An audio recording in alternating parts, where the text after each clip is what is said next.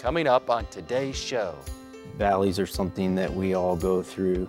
The cup of bitterness is a cup that everyone drinks from at a time or another in life. You really do have to put your trust in the Lord because no one knows the future and you don't know what's ahead. Stay with us because Our Grace Family starts now.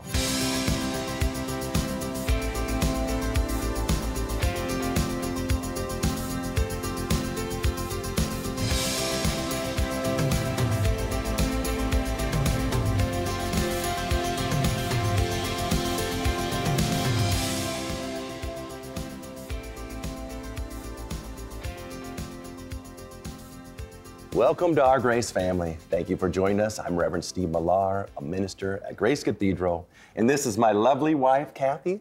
On today's program, we have a married couple from Grace Cathedral, and they're going to be sharing their love story, how God brought them together when they were both in a deep valley. Welcome to the program today, Steve and Gina. We're so excited to have you with us today. We're happy to be here. Yeah, we are happy to be here. And I know you both were going through a deep valley when you fell in love, but before we go into that, can you kind of give us a little bit of a background of how you were brought to Grace Cathedral? Let's start with you, Gina. Sure.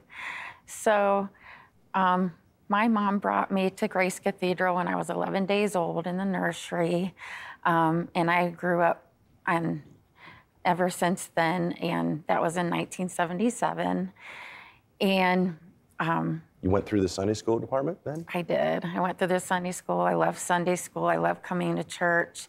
There were times where my parents would want to plan a vacation and I didn't want to go because I wanted to be at church or I didn't want to miss it. So I loved it. Did you ever go away from the Lord at all, or? No, I never went into sin. I always stayed in church. I mean, as a young person, of course, I made some mistakes, but never into deep sin or anything like that. So you really had a love for the Lord, and that was instilled in you at a very young age. Yeah.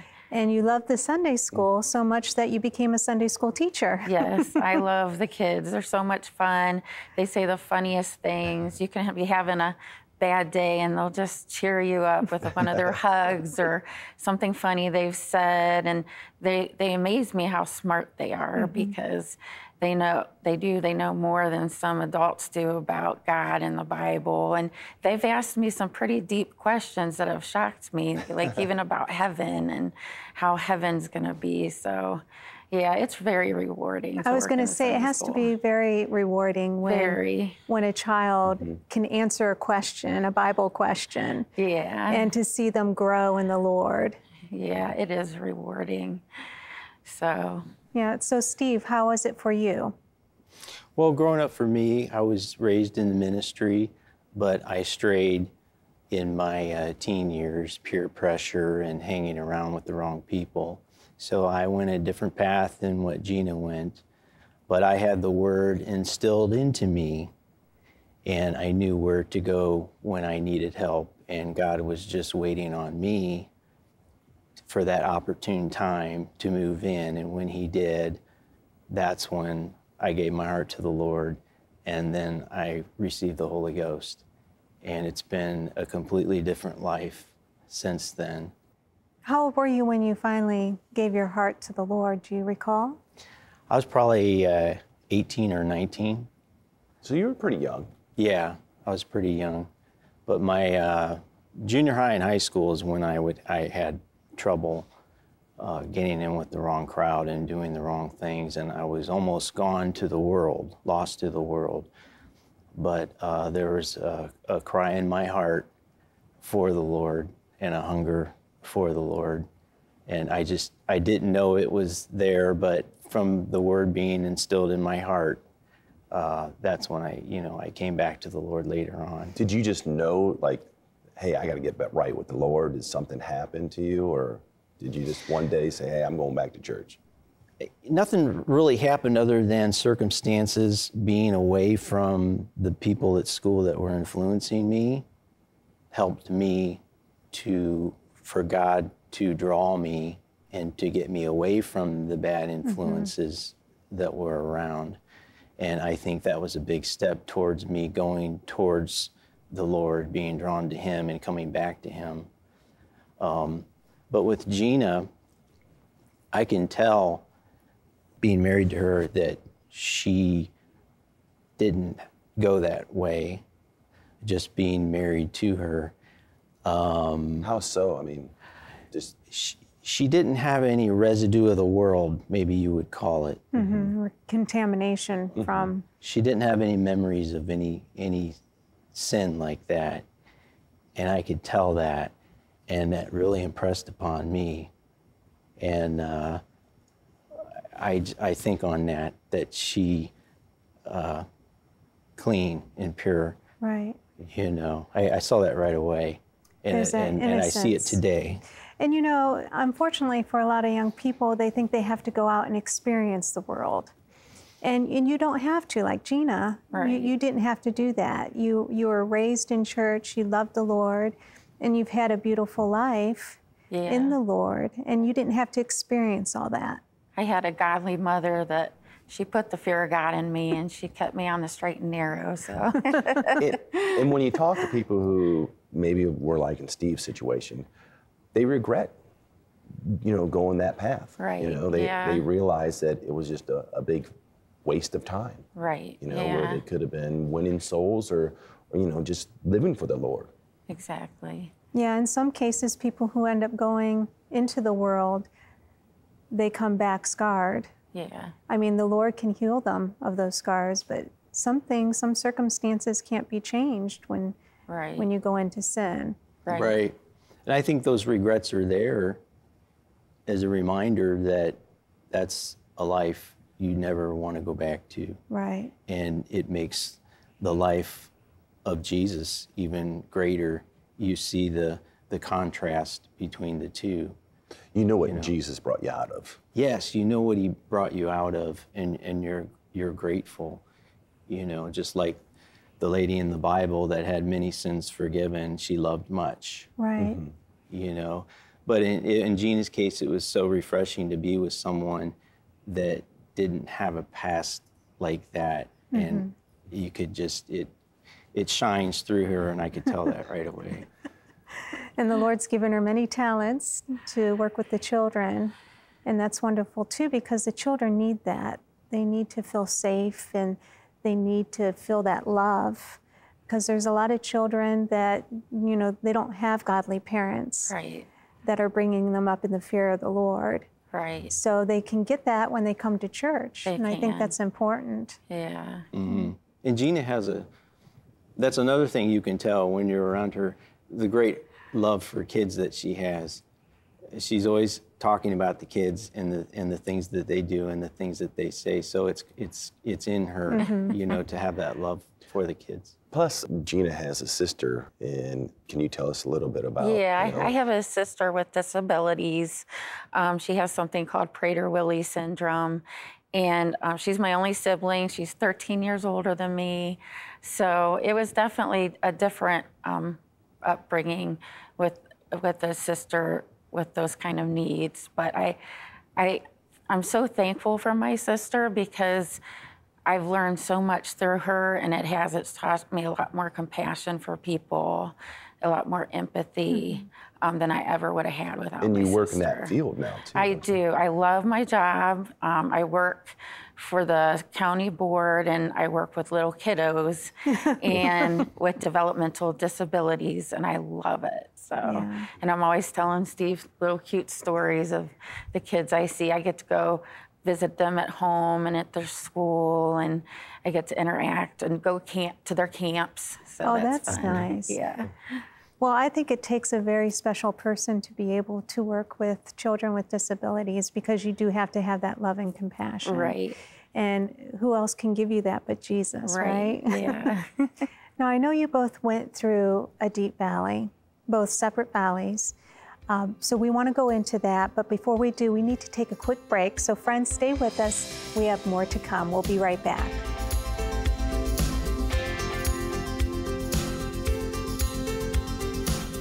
John chapter 3, verse 16. For God so loved the world, that he gave his only begotten Son, that whosoever believeth in him should not perish, but have everlasting life.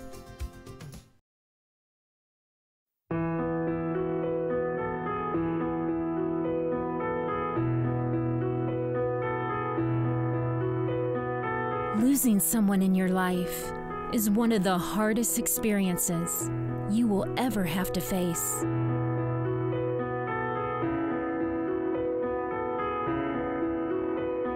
For everyone around you, life continues on. But for you, life has stopped.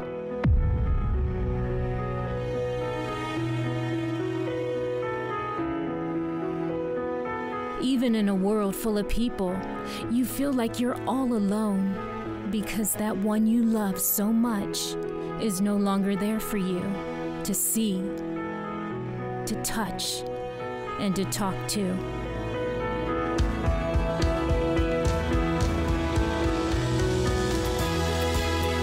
Jesus will help heal your broken heart. He will put you back together piece by piece and give you the strength to live again.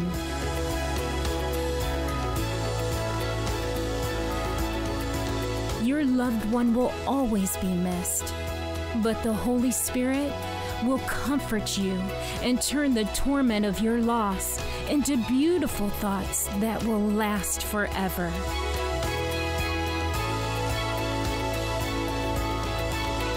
With Jesus, life can go on in spite of your pain. If you are one who is grieving the loss of someone special in your life, come and visit us at Grace Cathedral and believe for you to find help in your time of need.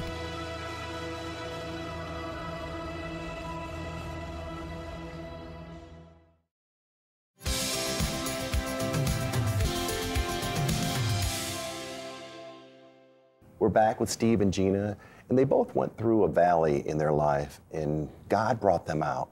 But they're going to go ahead and tell us about this at this time. And Steve, can we start with you? Sure. Yeah. I hope that what I can say will help someone that is in a valley, and it's valleys are something that we all go through. The cup of bitterness is a cup that everyone drinks from at a time or another in life. Trials and valleys come. But this particular valley for me was for my late wife, Michelle. She passed away in 2011. But before she passed, it was a lengthy illness. It went on for some time, and she suffered greatly. And it was a lot for her to go through and a lot for me to go through. It was for both of us. A very deep valley. You don't know sometimes if you're coming or you're going. You just don't know, and you really do have to put your trust in the Lord, because no one knows the future, and you don't know what's ahead. Mm-hmm. And I never thought in a million years that God would call her home. Right, she was very young, wasn't she? She was 44. She was 44. Yeah, so she was young. What was she diagnosed with, Steve? She had breast cancer, and it was a late stage. So. And you were mentioning earlier before the show that doctors really had to sit you down and tell you that this is very serious, because at the time you weren't really getting it. Is that correct? Yes, yes. Like I said, I never dreamed in a million years that a tragedy would hit like that. So yeah, I wasn't facing it.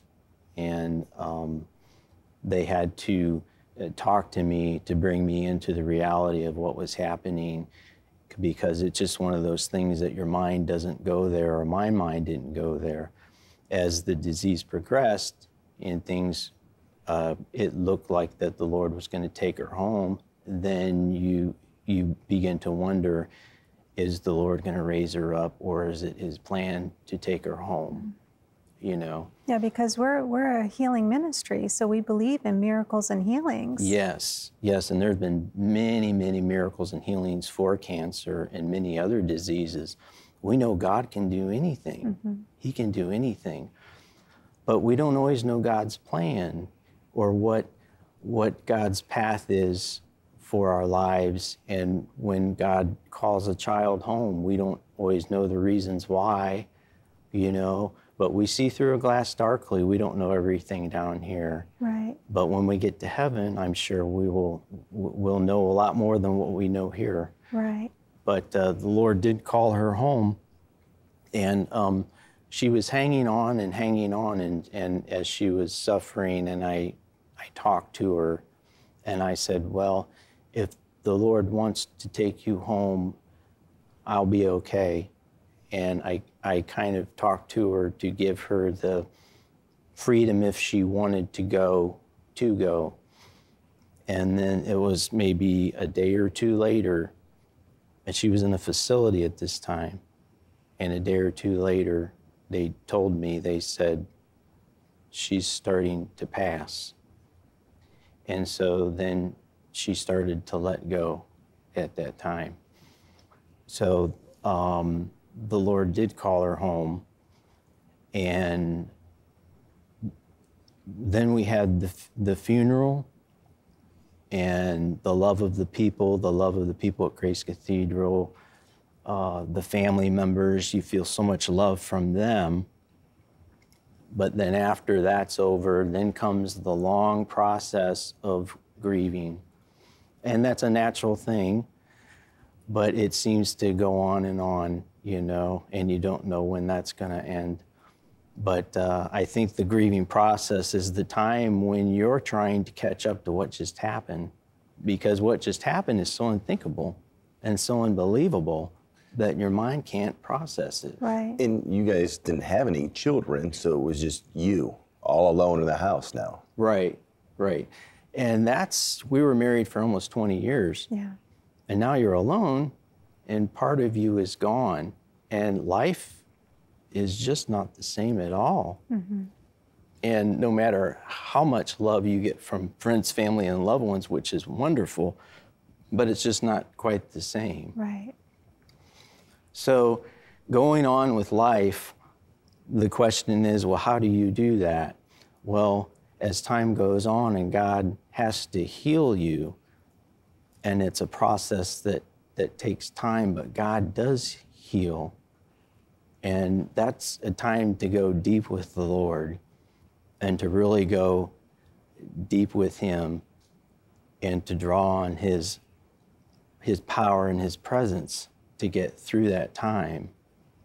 So, And you did it the right way, because there's a lot of people who lose someone, and instead of turning to the Lord to go deeper and to let Him kind of hold you up, instead they turn to drugs and alcohol to deaden that pain of grief. right. And it just takes them down even further. I think a lot of times people, when they go through grief like this, all of a sudden they take their hand out of Jesus' hand instead of holding on. And when you have your hand in Jesus' hand, He'll help you through all this. He'll guide you through this valley. Right. Instead of looking for other ways to numb yourself while you're in this valley. Right. And I think, too, the valley, it seems like there's no end, and people lose hope. Yeah. And I think that's when they take their hand out of the Lord's hand and reach for other things. But there is hope. God did it for me. Yeah. He healed my heart up. He brought my life back to me. But it's only through Jesus. He is our life. Yeah, and He's the answer. He's Absolutely. the answer. Yes. Now, Gina, what about you? You had a different valley altogether, but still a deep valley of loss. Yeah, I had a different valley, but there was some similarities between what Steve went through and I went through. When I was in my late 20s, early 30s, I had loss in my life as well with someone I dearly loved.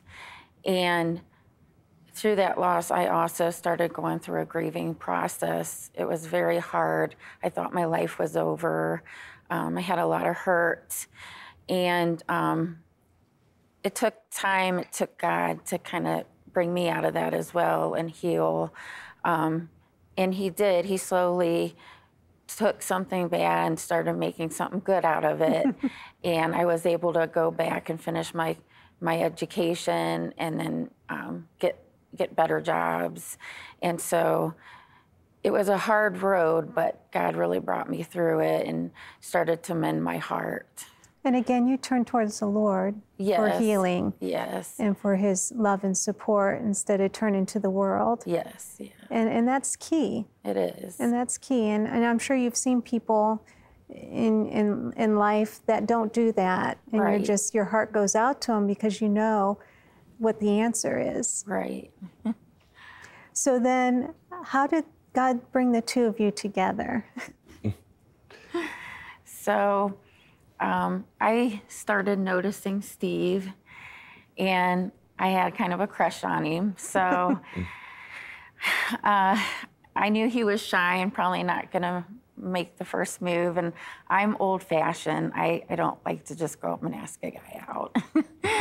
That just means you're a lady, not old-fashioned. So I decided to write Reverend Ainsley a letter about him, telling him my feelings for Steve and how I felt about him, and didn't know if anything would come about from it. But Steve can tell you what happened next.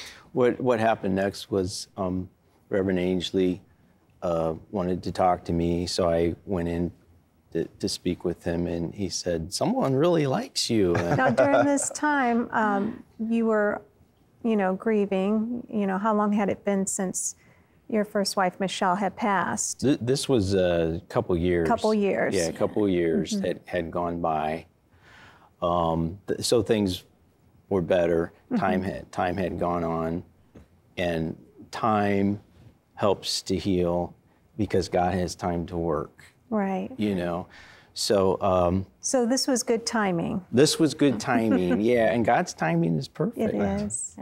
So you're sitting there in the office, Reverend's office, and he's telling you that, hey, someone likes you. So, Yeah. So what did you say? I said, "Who?" He said, "Gina Rexroad." I said, "Really?" I said, "Well, I thought of her." And he said, "You have?" I said, That's all Reverend needed to hear. Yeah. That was the green light. Yeah.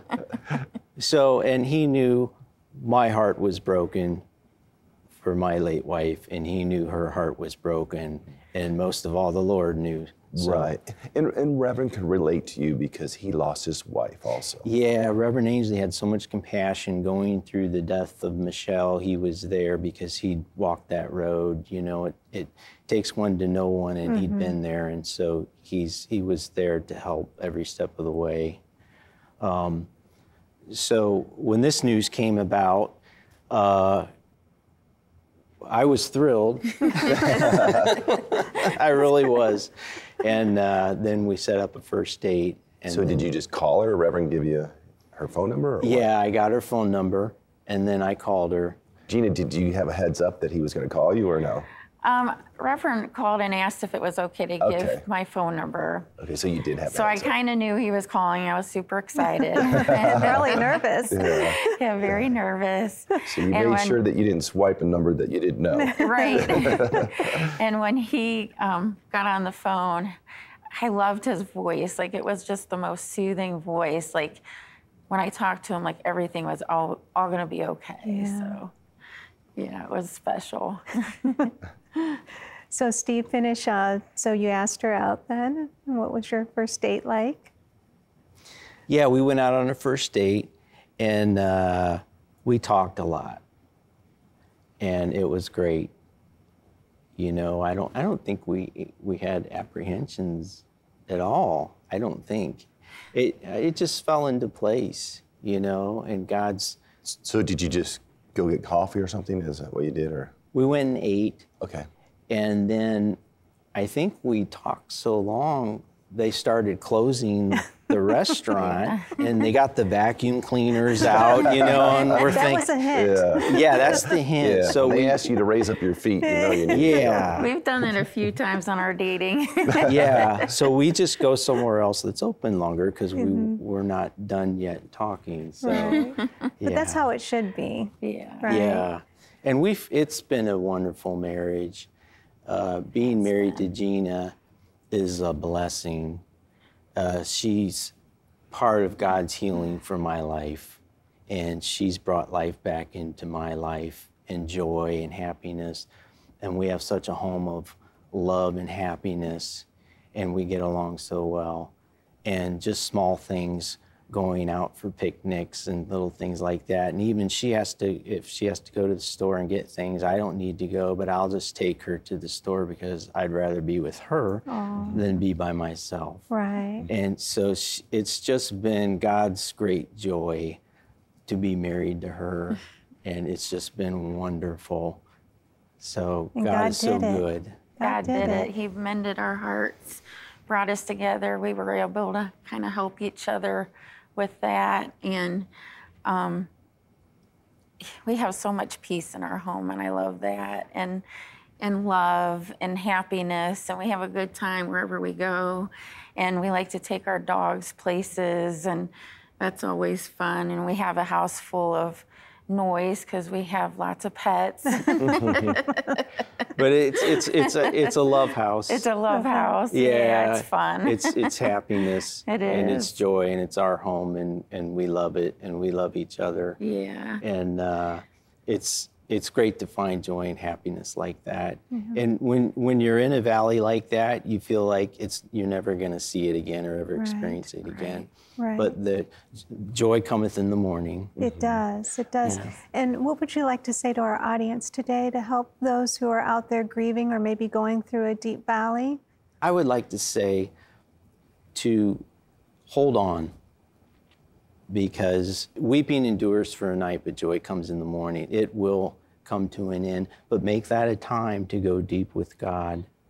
Go deep with Him, and He will help to get you through it, and He will bring sunshine. Light shines in darkness. Yes. So Always true. keep your hands in Jesus' hands. Right. Yeah. And, just trust in Him, and you have the hope, that you're going to come out of this valley. Right. You just have to trust in Him. Right. That's important.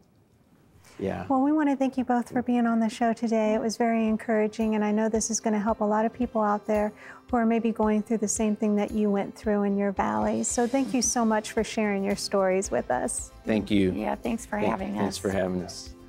Friend, maybe you need hope. Maybe you're grieving right now. If you don't have Jesus Christ in your heart, I'd like to give you this opportunity to have the love of Jesus in your heart, so He can bring you out of whatever valley you're going through. Pray with me now and say, "Oh God, save my soul. Forgive me for my sins. Come into my heart, Jesus. Come on in, Jesus." Amen. Friend, if you meant that prayer, you have Jesus Christ in your heart. Live for Him daily. Tell others about Jesus, and come and be with us in the services. And we'll see you next time. Bye-bye.